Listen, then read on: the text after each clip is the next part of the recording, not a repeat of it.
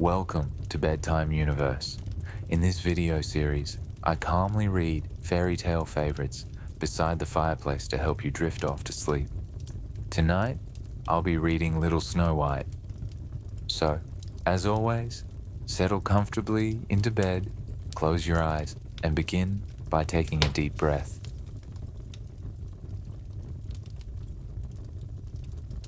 Once upon a time, in the middle of winter, when the flakes of snow were falling like feathers from the clouds, a queen sat at her palace window, which had an ebony black frame, stitching her husband's shirts. While she was thus engaged and looking out at the snow, she pricked her finger, and 3 drops of blood fell upon the snow. Now, the red looked so well upon the white that she thought to herself, "Oh, that I had a child as white as this snow, as red as this blood, and as black as the wood of this frame." Soon afterwards, a little daughter came to her who was as white as snow, and with cheeks as red as blood, and with hair as black as ebony. And from this, she was named Snow White. And at the same time, her mother died. About a year afterwards, the king married another wife, who was very beautiful, but so proud and haughty that she could not bear anyone to be better looking than herself. She owned a wonderful mirror, and when she stepped before it and said, "Mirror, mirror on the wall, who is the fairest of us all?" it replied, "The queen is the fairest of the day." Then she was pleased, for she knew that the mirror spoke truly. Little Snow White, however, grew up and became prettier and prettier, and when she was 7 years old, she was as fair as the noonday and more beautiful than the queen herself. When the queen now asked her mirror, "Mirror, mirror on the wall, who is the fairest of us all?" it replied, "The queen was fairest yesterday. Snow White is the fairest now, they say." This answer so angered the queen that she became quite yellow with envy. From that hour, whenever she saw Snow White, her heart was hardened against her, and she hated the little girl. Her envy and jealousy increased so that she had no rest, day or night, and she said to her huntsman, "Take the child away into the forest. I will never look upon her again. You must kill her and bring me her heart and tongue for a token." The huntsman listened and took the maiden away. But when he drew out his knife to kill her, she began to cry, saying, "Dear huntsman, give me my life. I will run into the wild forest and never come home again." This speech softened the hunter's heart, and her beauty so touched him that he had pity on her and said, "Well, run away then, poor child." But he thought to himself, "The wild beasts will soon devour you." Still, he felt as if a stone had been lifted from his heart, because her death was not by his hand. Just at that moment, a young boar came roaring along to the spot, and as soon as he clapped eyes upon it, the huntsman caught it, and, killing it, took its tongue and heart, and carried them to the queen for a token of his deed. But now, poor little Snow White was left motherless and alone, and overcome with grief. She was bewildered at the sight of so many trees, and knew not which way to turn. She ran till her feet refused to go farther, and as it was getting dark, and she saw a little house near, she entered in to rest. In this cottage, everything was very small, but very neat and elegant. In the middle stood a little table with a white cloth over it, and 7 little plates upon it, each plate having a spoon and a knife and a fork, and there were also 7 little mugs. Against the wall were 7 little beds arranged in a row, each covered with snow-white sheets. Little Snow White, being both hungry and thirsty, ate a little morsel of porridge out of each plate, and drank a drop or 2 of wine out of each mug, for she did not wish to take away the whole share of anyone. After that, because she was so tired, she laid herself down on one bed, but it did not suit. She tried another, but that was too long. A 4th was too short, a 5th too hard. But the 7th was just the thing, and tucking herself up in it, she went to sleep, first saying her prayers as usual. When it became quite dark, the owners of the cottage came home, 7 dwarfs, who dug for gold and silver in the mountains. They first lighted 7 little lamps and saw at once, for they lit up the whole room, that somebody had been in, for everything was not in the order in which they had left it. The first asked, "Who has been sitting on my chair?" The second, "Who has been eating off my plate?" The third said, "Who has been nibbling at my bread?" The fourth, "Who has been at my porridge?" The fifth, "Who has been meddling with my fork?" The sixth grumbled out, "Who has been cutting with my knife?" The seventh said, "Who has been drinking out of my mug?" Then the first, looking round, began again, "Who has been lying on my bed?" he asked, for he saw that the sheets were tumbled. At these words the others came, and looking at their beds cried out too, "Someone has been lying in our beds." But the 7th little man, running up to his, saw Snow White sleeping in it. So he called his companions, who shouted with wonder and held up their 7 lamps, so that the light fell upon the little girl. "Oh heavens," said they, "what a beauty she is." And they were so much delighted that they would not awaken her, but left her to sleep, and the 7th dwarf, in whose bed she was, slept with each of his fellows 1 hour, and so passed the night. As soon as morning dawned, Snow White awoke, and was quite frightened when she saw the 7 little men, but they were very friendly, and asked her what she was called. "My name is Snow White," was her reply. "Why have you come into our cottage?" they asked. Then she told them how her stepmother would have had her killed, but the huntsman had spared her life, and how she had wandered about the whole day until at last she had found their house. When her tale was finished, the dwarf said, "Will you look after our household, be our cook, make the beds, wash, sew, and knit for us, and keep everything in neat order?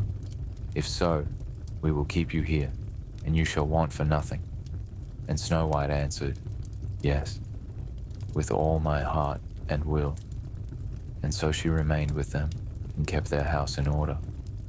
In the morning, the dwarfs went into the mountains and searched for silver and gold, and in the evening they came home and found their meals ready for them. During the day, the maiden was left alone, and therefore the good dwarfs warned her and said, "Be careful of your stepmother, who will soon know of your being here, so let nobody enter the cottage." The queen, meanwhile, supposing that she had eaten the heart and tongue of her stepdaughter, believed that she was now above all the most beautiful woman in the world. One day she stepped before her mirror and said, "Mirror, mirror on the wall, who is the fairest of us all?" And it replied, "The queen was fairest yesterday. Snow White is fairest now, they say. The dwarfs protect her from thy sway amid the forest, far away." This reply surprised her, but she knew that the mirror spoke the truth. She knew, therefore, that the huntsman had deceived her, and that Snow White was still alive. So she dyed her face and clothed herself as a peddler woman, so that no one could recognize her, and in this disguise she went over the 7 hills to the house of the 7 dwarfs. She knocked at the door of the hut and called out, "Fine goods for sale, beautiful goods for sale." Snow White peeped out of the window and said, "Good day, my good woman. What have you to sell?" "Fine goods, beautiful goods," she replied, "stays of all colors." And she held up a pair which were made of many-colored silks. "I may let in this honest woman," thought Snow White, and she unbolted the door and bargained for 1 pair of stays. "You can't think, my dear, how they become you," exclaimed the old woman. "Come, let me lace them up for you." Snow White suspected nothing, and let her do as she wished, but the old woman laced her up so quickly and so tightly that all her breath went, and she fell down like one dead. "Now," thought the old woman to herself, hastening away, Now am I once more the most beautiful of all. At eventide, not long after she had left, the 7 dwarfs came home and were much frightened at seeing their dear little maid lying on the ground and neither moving nor breathing, as if she were dead. They raised her up, and when they saw that she was laced too tight, they cut the stays to pieces, and presently she began to breathe again, and little by little she revived. When the dwarfs now heard what had taken place, they said, "The old peddler woman was no other than your wicked stepmother. Take more care of yourself, and let no one enter when we are not with you." Meanwhile, the queen had reached home, and going before her mirror, she repeated her usual words. "Mirror, mirror on the wall, who is the fairest of us all?" And it replied, as before, "The queen was fairest yesterday. Snow White is fairest now, they say. The dwarfs protect her from thy sway amid the forest, far away." As soon as it had finished, all her blood rushed to her heart, for she was so angry to hear that Snow White was yet living. "But now," thought she to herself, "will I make something which shall destroy her completely." Thus saying, she made a poisoned comb by arts which she understood, and then, disguising herself, she took the form of an old widow. She went over the 7 hills to the house of the 7 dwarfs, and knocking at the door, called out, "Good wares to sell today." Snow White peeped out and said, "You must go farther, for I dare not let you in." "But still you may look," said the old woman, drawing out her poisoned comb and holding it up. The sight of this pleased the maiden so much that she allowed herself to be persuaded and opened the door. As soon as she had bought something, the old woman said, "Now let me for once comb your hair properly," and Snow White consented. But scarcely was the comb drawn through the hair when the poison began to work, and the maiden fell down senseless. "You pattern of beauty," cried the wicked queen, "it is now all over with you." And so saying, she departed. Fortunately, evening soon came, and the 7 dwarfs returned, and as soon as they saw Snow White lying, like dead, upon the ground, they suspected the queen, and discovering the poisoned comb, they immediately drew it out. Then the maiden very soon revived, and told them all that had happened. So again they warned her against the wicked stepmother, and bade her open the door to nobody. Meanwhile, the queen, on her arrival home, had again consulted her mirror, and received the same answer as twice before. This made her tremble and foam with rage and jealousy, and she swore that Snow White should die if it cost her her own life. Thereupon, she went into an inner, secret chamber, where no one could enter, and made an apple of the most deep and subtle poison. Outwardly it looked nice enough, and had rosy cheeks, which would make the mouth of everyone who looked at it water. But whoever ate the smallest piece of it would surely die. As soon as the apple was ready, the queen again dyed her face, and clothed herself like a peasant's wife, and then over the 7 mountains to the house of the 7 dwarfs she made her way. She knocked at the door, and Snow White stretched out her head and said, "I dare not let anyone enter. The 7 dwarfs have forbidden me." "That is hard on me," said the old woman, "for I must take back my apples. But there is one which I will give you." "No," answered Snow White. "No, I dare not take it." "What? Are you afraid of it?" cried the old woman. "There, see, I will cut the apple in halves. Do you eat the red cheeks, and I will eat the core." The apple was so artfully made that the red cheeks alone were poisoned. Snow White very much wished for the beautiful apple, and when she saw the woman eating the core, she could no longer resist, but stretching out her hand, took the poisoned part. Scarcely had she placed a piece in her mouth when she fell down dead upon the ground. Then the queen, looking at her with glittering eyes and laughing bitterly, exclaimed, "White as snow, red as blood, black as ebony." This time the dwarfs cannot reawaken you. When she reached home and consulted her mirror, "Mirror, mirror on the wall, who is the fairest of us all?" It answered, "The queen is fairest of the day." Then her envious heart was at rest, as peacefully as an envious heart can rest. When the little dwarfs returned home in the evening, they found Snow White lying on the ground, and there appeared to be no life in her body. She seemed to be quite dead. They raised her up and tried if they could find anything poisonous. They unlaced her and even uncombed her hair and washed her with water and with wine. But nothing availed. The dear child was really and truly dead. Then they laid her upon a bier, and all seven placed themselves around it and wept for 3 days without ceasing. Then they prepared to bury her. But she looked still fresh and lifelike, and even her red cheeks had not deserted her. So they said to one another, "We cannot bury her in the black ground." Then they ordered a case to be made of glass. In this, they could see the body on all sides, and the dwarfs wrote her name with golden letters upon the glass, saying that she was a king's daughter. Now, they placed the glass case upon the ledge on a rock, and one of them always remained by it watching. Even the birds bewailed the loss of Snow White. First came an owl, then a raven, and last of all a dove.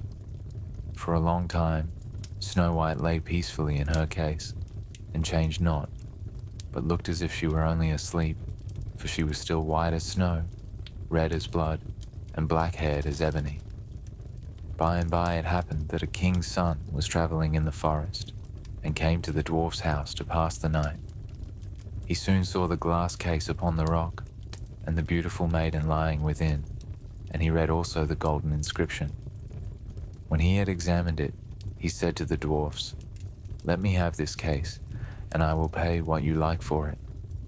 But the dwarfs replied, "We will not sell it for all the gold in the world." "Then give it to me," said the prince, "for I cannot live without Snow White. I will honor and protect her as long as I live." When the dwarfs saw that he was so much in earnest, they pitied him, and at last gave him the case, and the prince ordered it to be carried away on the shoulders of his attendants. Presently it happened that they stumbled over a rut, and with the shock the piece of poisoned apple which lay in Snow White's mouth fell out. Very soon she opened her eyes, and raising the lid of the glass case, she rose up and asked, "Where am I?" Full of joy, the prince answered, "You are safe with me." And he told to her what she had suffered, and how he would rather have her than any other for his wife, and he asked her to accompany him home to the castle of the king his father. Snow White consented, and when they arrived there they were married with great splendor and magnificence. Snow White's stepmother was also invited to the wedding, and when she was dressed in all her finery to go, she first stepped in front of her mirror and asked, "Mirror, mirror on the wall, who is the fairest of us all?" And it replied, "The queen was fairest yesterday, the prince's bride is now," they say. At these words, the queen was in a fury, and was so terribly mortified that she knew not what to do with herself. At first she resolved not to go to the wedding, but she could not resist the wish to see the princess. So she went, but as soon as she saw the bride, she recognized Snow White, and was so terrified with rage and astonishment that she rushed out of the castle and was never heard of again. That was the end of Little Snow White. The fireplace is still lit, so stay cozy and relaxed. Whether you drift off to sleep or simply enjoy the quiet, remember that this time of rest is valuable. Sweet dreams, and I'll see you next time.